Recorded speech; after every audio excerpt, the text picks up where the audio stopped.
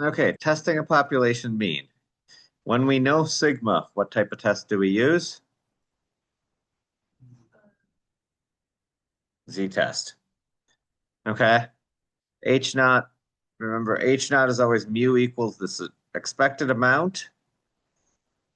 Mu is not equal to, less than, greater than for HA. Notice they wrote this in both. Yeah, there were your exams, very disappointing the amount of actual telling me what it meant in like words that aren't stats. You have to do that. Okay. When it says in simple English, it does not mean in stats terms. They're calling it H not H1, I guess, here. I think you'll get away with calling it HA. So, looking at an example. If the weight of Lee's bags of peanuts are normally distributed with standard deviation of 1.5 kilograms, calculate the p-value for a sample set of data here. Use your p-value to determine whether at the 5% significance level the mean weight was less than 25. So how do we do this? We grab our calculator, which I have to get open. And then we enter said data into a list.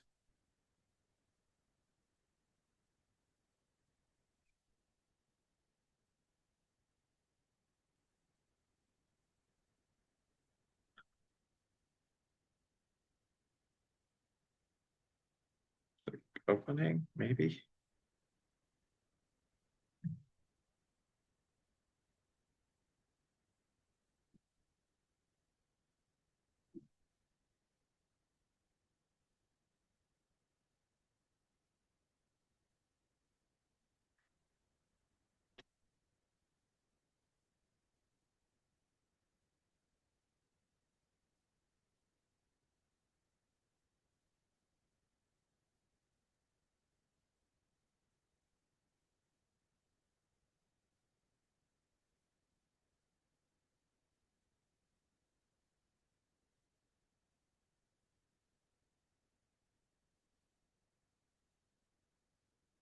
I gotta double check the 23.2. 23.8. That would make a significant difference. So now I've got my data in my list. Everybody got that? We're going to add a page, add a calculator, menu, statistics, stats test. We're going to do a z-test. Our method input is data. Mu naught is 25. Sigma was 1.5. My list is peanuts. And mine is mu is less than mu naught. My mu is less than 25. So we see our z value is negative 0.43. When you are listing this, you must, every time you perform a test, yes, I know you're going to do it on the calculator. You should. But you must, and I can't emphasize must enough,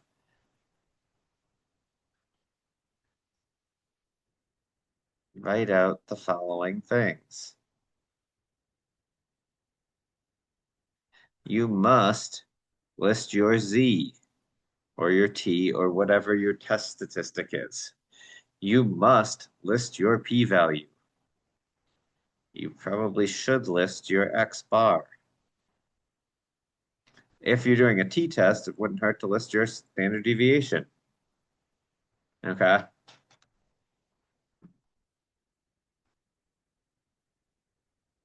That makes sense. List those things. Make sure you get the credit for that. Don't just definitely the Z, the test statistic and the p-value and degrees of freedom, if that's the thing for the test. Do not skip those. So yes, what did it mean? What are we looking for? We had a p-value of 0.33, so we are not rejecting this. What does that mean? Somebody's going to tell me this in simple English.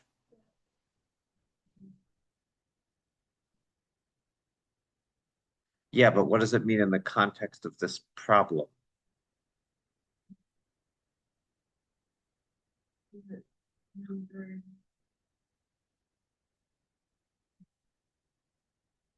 No, There's not enough data to conclude that the average weight of bags of peanuts is greater than less than. less than. Less than was RHA. So we're going back to when we're making our conclusion. That's why writing these in words is we failed to reject H naught. We do not have enough evidence to conclude that the mean weight of peanuts isn't 25 kilograms. That makes sense? That's the conclusion you have to give. Yes, you can say reject H naught and conclude HA, or in this case, fail to reject H naught. But then you need to say we do not have enough evidence to conclude. And I would say both. If you did the test, you got the right answer, you know it's right, make sure you get those points. It's not going to take a lot extra. And make sure your handwriting is legible. No. I was if I struggled to read it, I just stopped.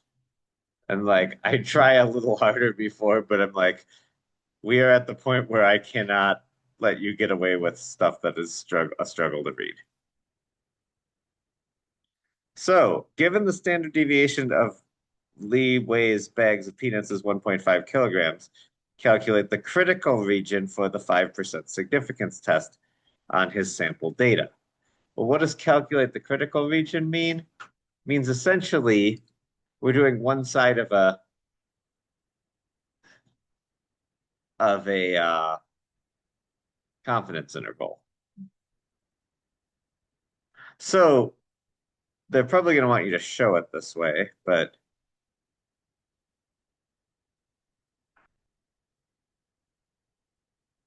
nope, never mind. Okay, they're going to let you do it with the calculator. So menu distributions, either under probability or statistics. And we're going to look for an inverse normal. The area being we're looking for 0.05. We are looking for it on the underneath side. If you were looking for it on the above side, you'd need 0.95. Does that make sense? So I am looking for it on this side.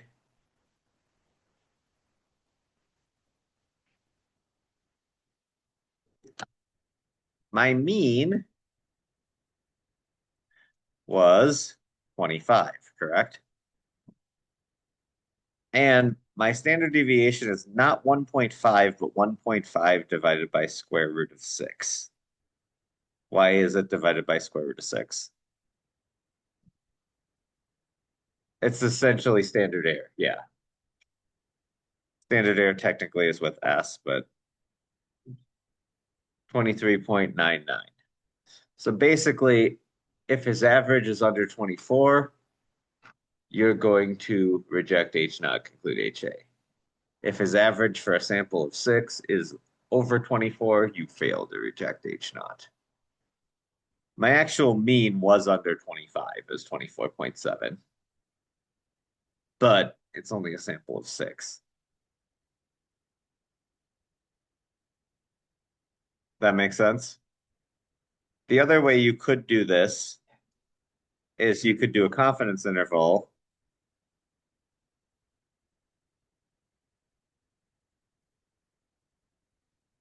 Find the lower. 25. No, sigma is 1.5 divided by square root of 6. X bar is 25. Oh, wait, no, sigma is 1.5 in this case.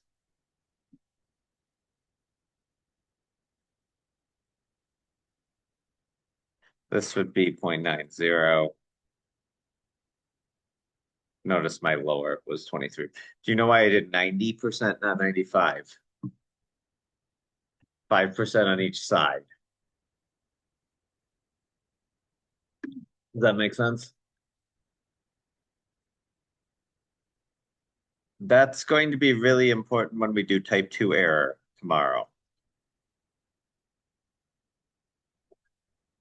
So, a candy company wants to set up packaging machine to put 60 candies in each package. The company believes that the machine accomplishes this with standard deviation of 5 candies. The company wants to know if the mean number of candies in each package is actually 60. An employee from the company randomly selects 20 packages and counts, and they average 57.1. State the null hypothesis for the test. H naught mu equals 60. There are 60 candies in each bag on average.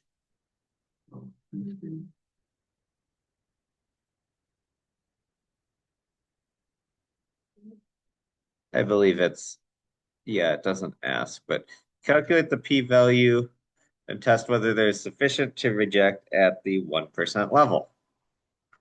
So it doesn't ask me to verify conditions of the test. It is an SRS. With 20, we'd need to check some level of normality. It doesn't give me the data, so I can't. But statistics, stats tests, we're still doing a Z because it told us sigma was 5. Mu naught is 60. Sigma is 5. X bar is 57.1. And N was 20.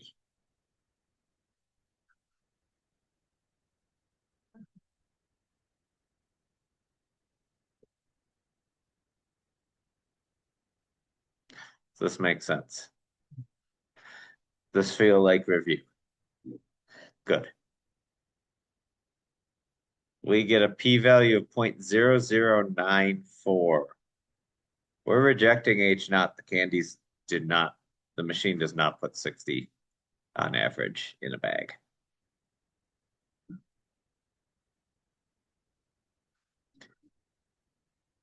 So we need to recalibrate our machine.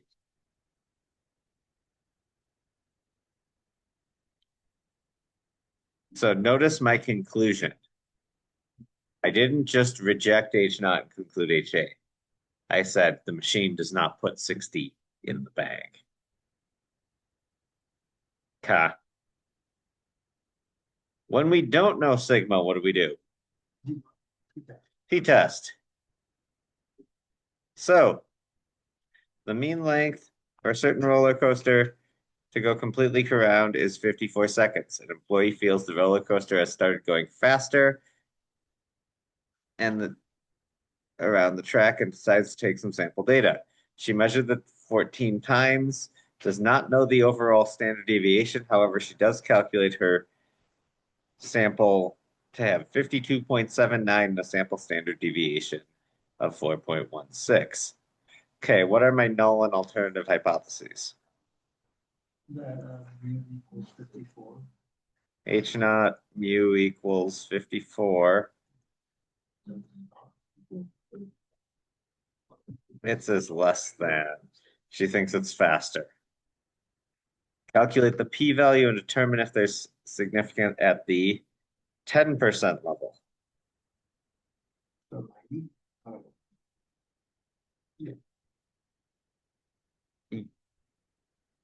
Well, we're just doing a t-test. So we don't actually, and sample size was 14. So we don't actually need to, we're not doing a confidence interval here. Okay, I can kind of read those.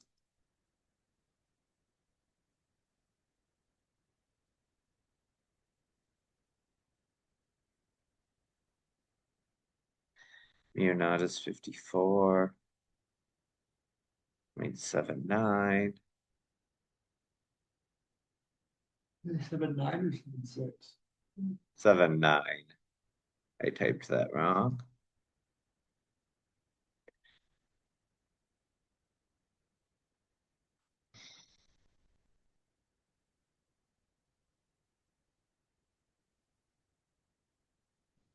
And p-value of 0.14. So not significant. What does that mean? Whether we don't have enough to conclude that It's faster than 54 seconds on average. Okay. Hopefully this is starting to pull everything together. Now we're going to talk about matched pairs. This one. Yes, we're going to get to a new one in 4.18. 4.18.4. 4.18.3, you're going to be doing it with Poisson and Binomial, which you haven't done. And then we're going to review type 1 and 2 error, because they will ask you about type 2 error.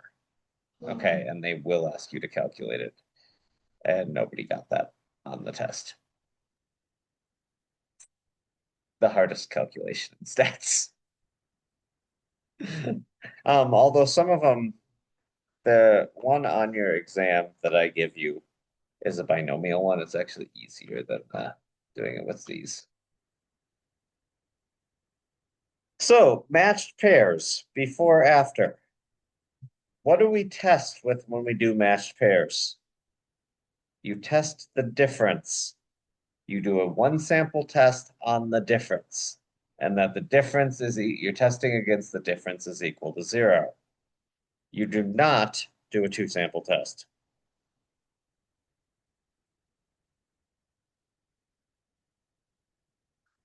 So we have two companies. We have X bar before, X bar after, X bar before, X bar after.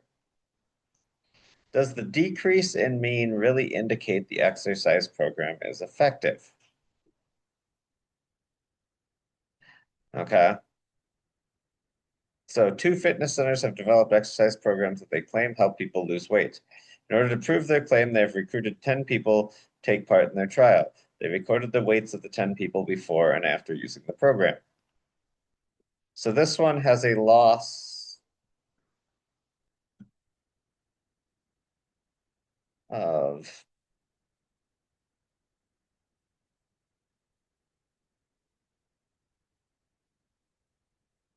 X bar diff. How much do they lose?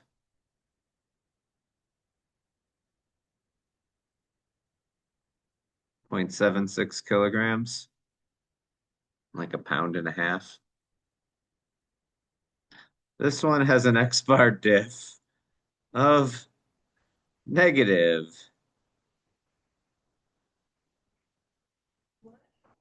yeah, what has it? They lost it. Oh, wait, no, I'm looking at that number wrong. 66, so that's positive. Um,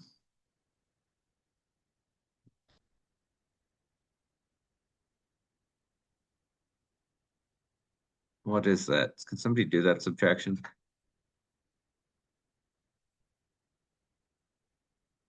Mm-hmm.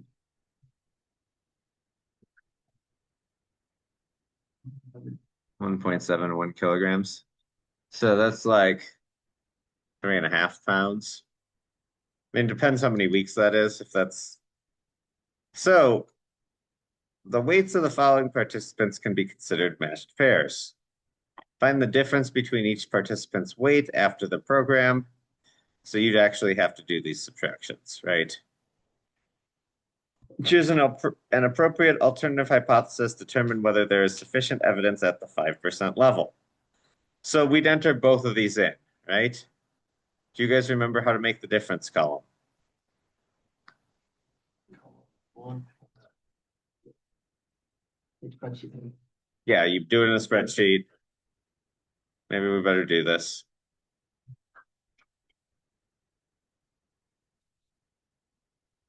I'm not saving it. I'm adding a list in spreadsheets.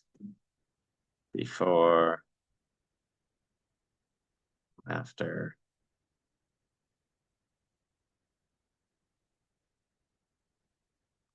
Seventy-two point nine, 74.6, 76.8.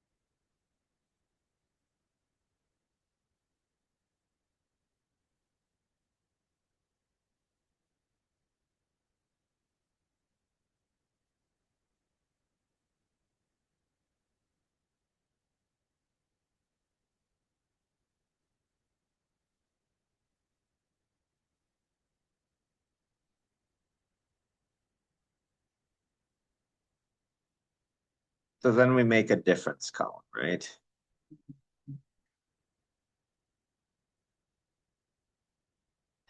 Equals before minus after.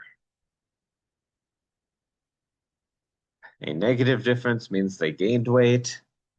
Positive difference means they've lost it. So to perform our test, we don't know anything about these, so we had our calculator screen. We are going to do a t-test.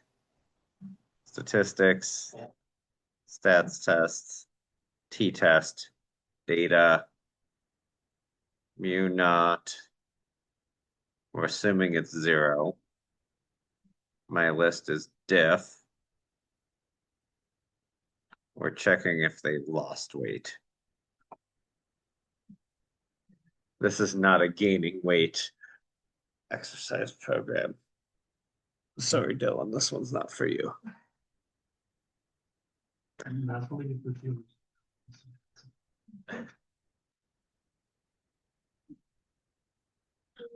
Wow, we got a p-value of point.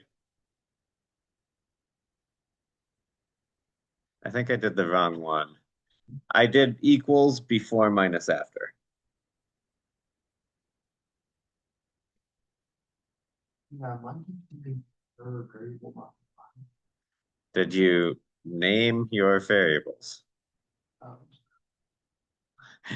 It does none of this works if you do not name the columns. well, no, Oh, I set my t-test the wrong way.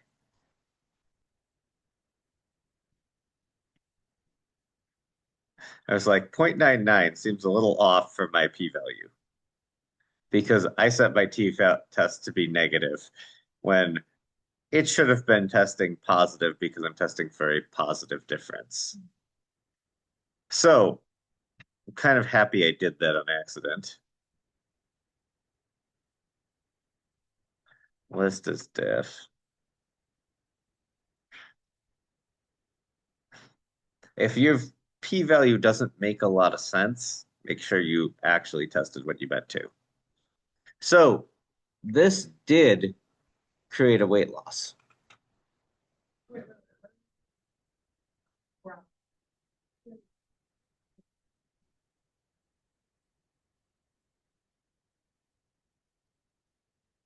If there's a positive difference. And we had a 0.02. Which one was this? This was the first one that had the weight loss average was not very much.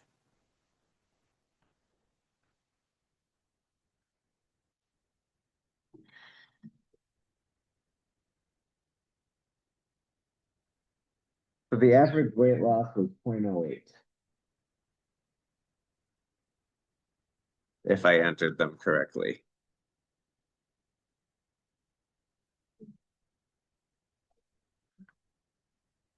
I'm not positive I didn't make any mistakes entering. Yeah.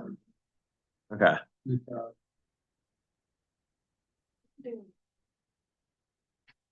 Off the book, off the screen. If you used it off the screen, then we probably didn't both make the same mistake. So what can we conclude? This did cause a weight loss. A weight loss. I'm not sure if it caused enough weight loss for me to do the program. So that like it would depend on how many weeks this was. If this was 2 weeks, yeah,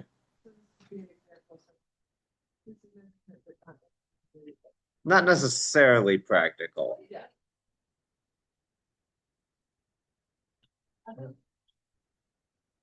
Yeah, you're a teenager. Almost like, that's like, is it considering that later, like, the water weight as well? They do it like, that's for actual body weight. I don't know. So, well, if you do a large enough sample size, people's water weight variance will average out. Because yes, if you weigh yourself every night, you get different weights. But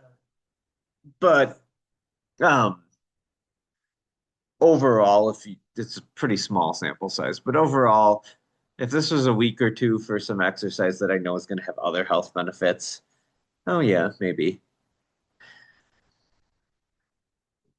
But yes, maybe not practically significant. This one, you could do the same test. You could calculate all the differences. I'm not sure what they're doing. But this one, wait, did we get a different value than they did? No, we got that to be significant. How is this one a higher p-value?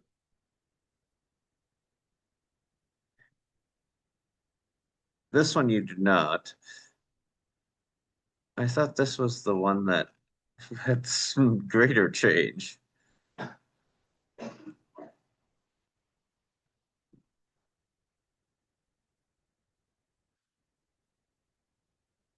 Or is this just different data than they gave above? I don't know. But this one you had too high of a p-value you didn't reject.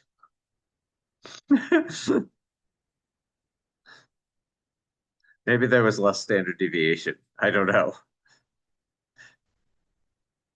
Okay, other population tests. Testing a portion using binomial probability. We did binomial a few weeks back. What was the conditions for binomial?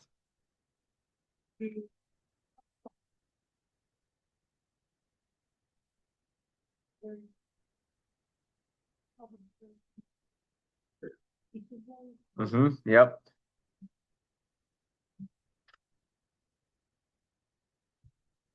Anybody else help her with the fourth one? No, that's not for binomial.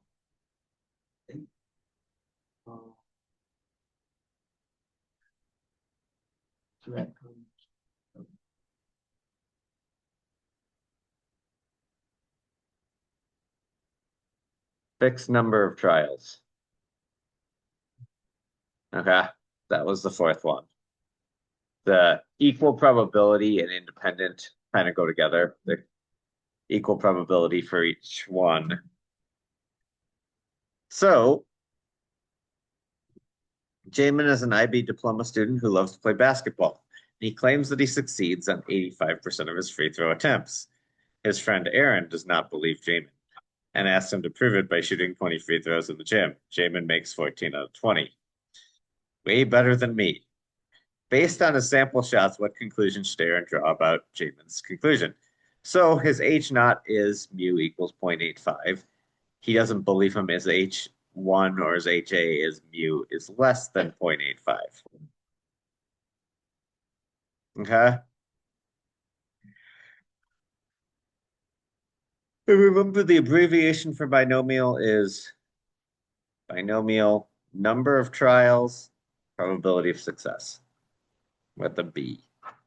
Remember for N, it was normal, X bar sigma.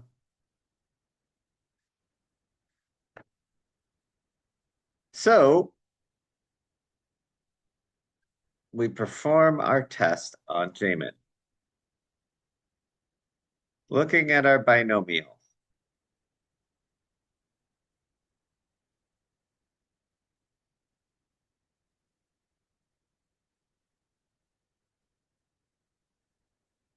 I don't know what they're doing there.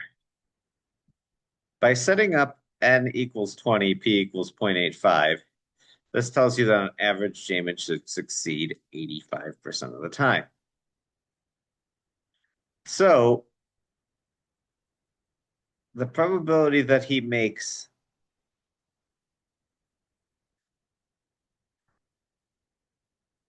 14 or less is 0.0673. I don't know how they're doing that. Let's do it on the calculator. So if you remember binomial, probability distributions, binomial CDF. What's the difference between CDF and PDF? CDF is cumulative, so it's going to add them all up. Probability of success is 0.85. My lower bound we're going to do is 0. My upper bound is 14. So we're going to get the probability, not that he makes exactly 14, but that he makes 14 or less. PDF would be just 14.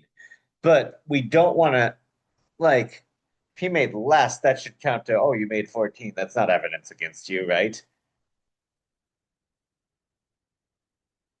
So we get 0.0637 or 73. Can we reject it at the 5% significance level? Almost. So this is not strong evidence that Jamin's lying.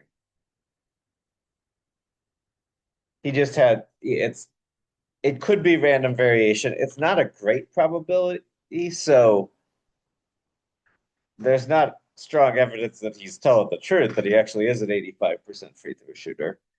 But it's within the realm of random variation enough that we can't reject H naught. We would need more evidence. That makes sense. More trials of 20, yeah. Free throw shooter. No. So, example 1, a drug company claims that medicine reduces pain by 76% of patients within an hour of taking the medicine. Test this claim, 20 randomly selected patients are asked about their results. 12 of these patients reported a reduction in back pain within 1 hour. By choosing an alternative hypothesis, so we're not going to test any conditions with this, but H naught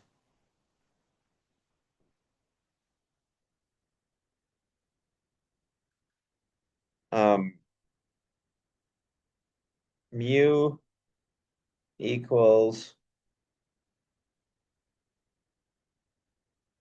7.76.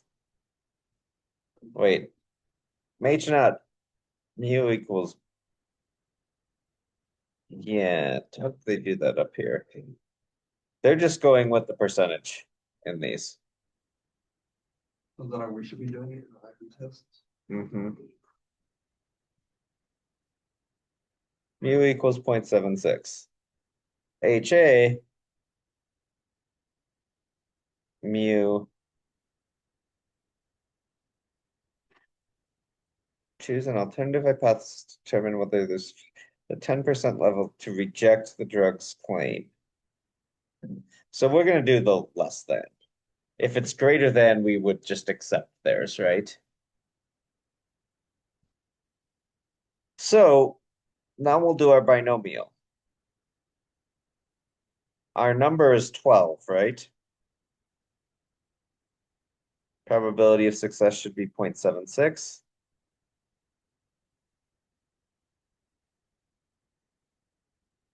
It's B. Binomial CDF is B. Number of trials was 20 again. Probability of success 0.76. Lower bound 0, upper bound 12. Sometimes you would go testing above, so you'd make your lower bound the number and your upper bound would be the top. But we get 0.08.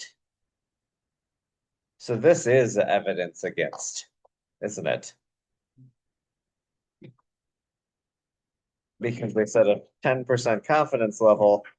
So we are going to reject H naught. We are rejecting the claim from the company that 76% of the people will experience pain relief.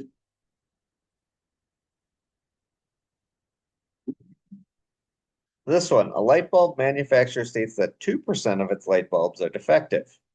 However, only in its machines, one of its machines was recently repaired and the manufacturer wants to check if it has increased the percentage of defective light bulbs. The sample of 75 light bulbs was taken from the machine to test the hypothesis. Find the critical region for the 5% significance level. So if 2% are supposed to be defective out of 75, we should get 2, correct? Wait, 1 point something.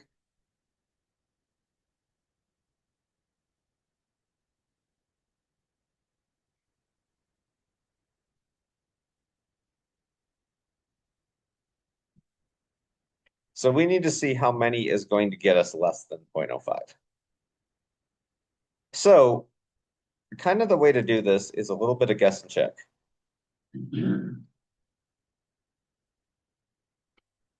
Probability distributions, binomial CD.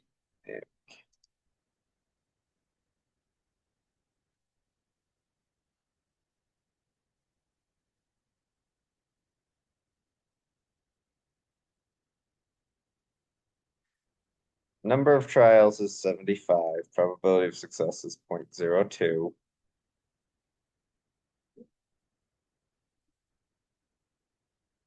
No, because there isn't one for binomial. So let's check if 3 would be enough. No. Now we're going to do the same thing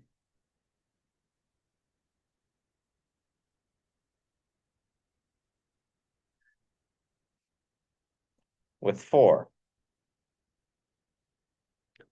Does this make sense how I'm doing this? My upper bound being 75 because that's the total.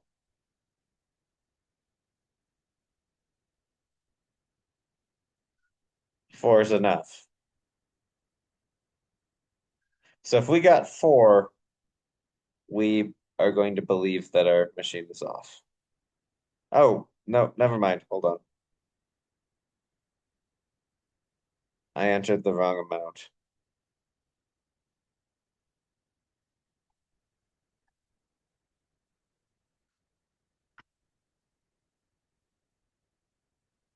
I didn't do 75 trials, I did 20. I was a little surprised how much lower that went. 4 is not enough. 5 probably will be, but we should double check.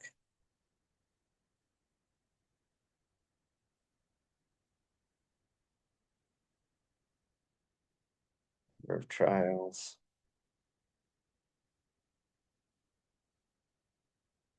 On your IB test, you need to describe what you're doing here. 0.017, that is significant at the 5% significance level.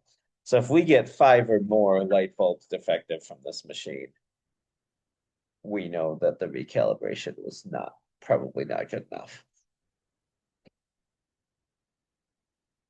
If we get 4, we might still question and run the trial again. That makes sense. 3 or 4, we might question and run the trial again. But it's not evidence that it is. Well, what about using a Poisson distribution? You guys remember with Poisson, we don't necessarily know as many details, right? We don't have a fixed number of trials like the binomial. So, on a weekday afternoon, a northbound train passes a subway station in Bangkok every 10 minutes.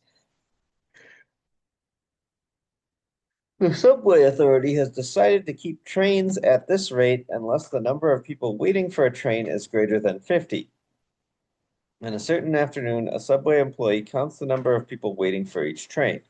Over the course of 1 hour, the employee counts 324 people boarding the trains. The employee then carries out a hypothesis test to determine whether the number of trains should be increased. By choosing an appropriate alternative hypothesis, we'll find out evidence against H naught equals 50. So our alternative hypothesis would be HA is greater than 50, right?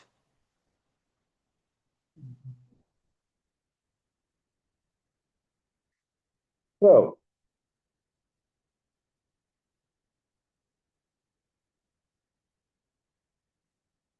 we are looking at a Poisson. Because it's 10 minutes, that's 6 times. The average should be 300. That makes sense? No. There's 50 every 6 minutes or every 10 minutes. So the 6 times 50 is 300. Oh, 6 times 50. There should be 300 people or less waiting every hour.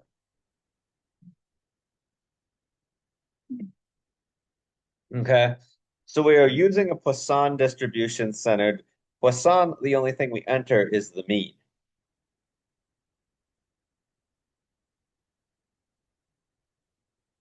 And we will be using the Poisson CDF.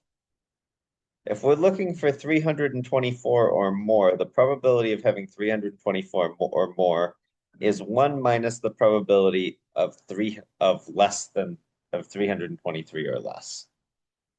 Because we can't have a partial person, right?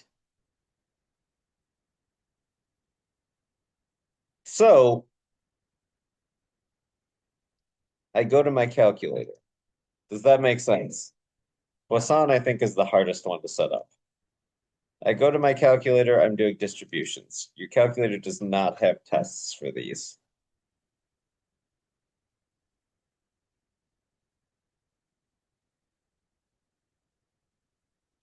Poisson CDF, that is 300. I could do 324 to like 10,000 instead of having to do 1 minus. And I get 0.0886. Does that work? Let's see here. Do I get the same result they did when I do it this way? 0.00886.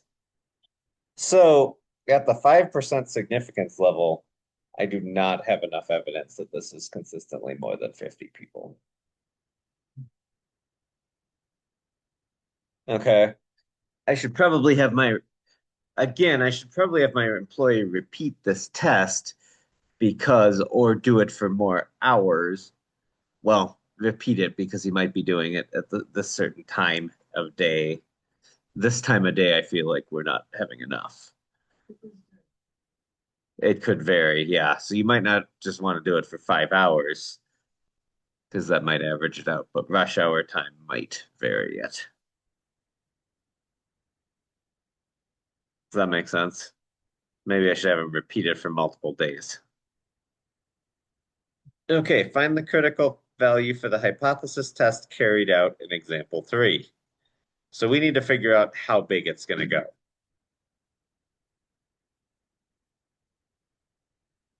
So I'm just going to start testing that. And what I'm actually going to do here, just change the number. It wasn't that close, so I'm going to go to 328.